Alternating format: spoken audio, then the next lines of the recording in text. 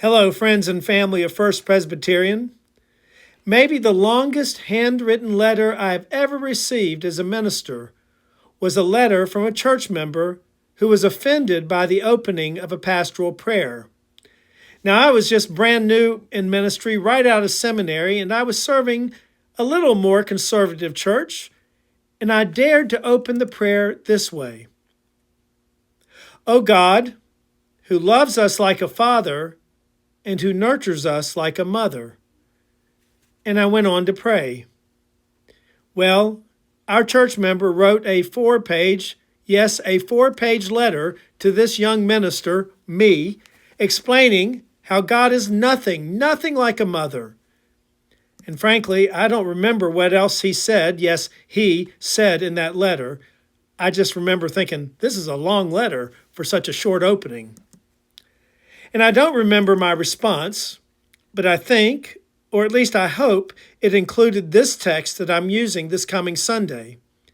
It comes from Isaiah chapter 49. God is speaking to his children who have been in what I call time out in Babylon. Now, admittedly, it was a long time out. It lasted a little over 50 years. God's children had disobeyed God, and as punishment, God had allowed the Babylonians to take over Judah, and God sent the Jews away from their home to live in exile in Babylon.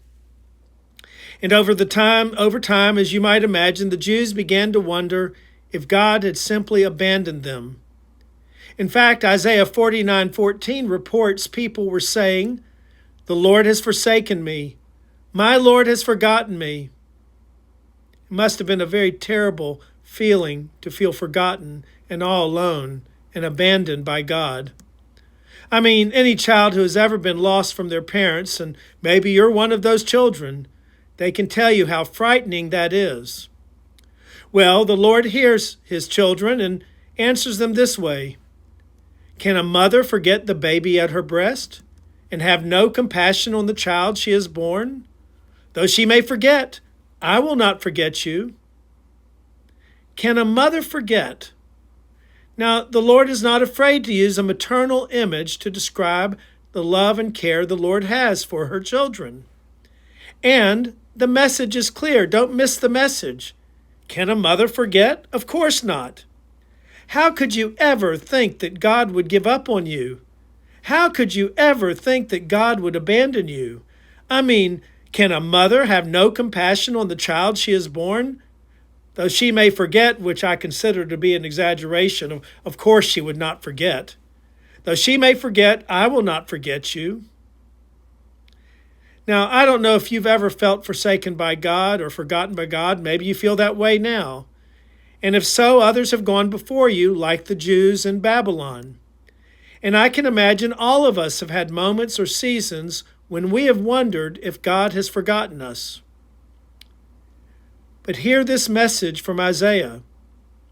God says, I will never, ever forget you.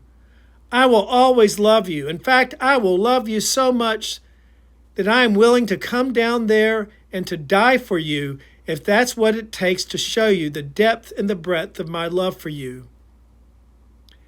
There's a hymn that expresses this love of God. It's called Mothering God, You Gave Me Birth. It's based on the words of the mystic Julian of Norwich. I'd like to close with the words of the hymn. Mothering God, you gave me birth, in the bright morning of this world, Creator, source of every breath. You are my rain, my wind, my sun. Mothering Christ, you took my form, offering me your food of light, grain of new life and grape of love, your very body for my peace. Mothering Spirit, nurturing one, in arms of patience hold me close, so that in faith I root and grow, until I flower, until I know.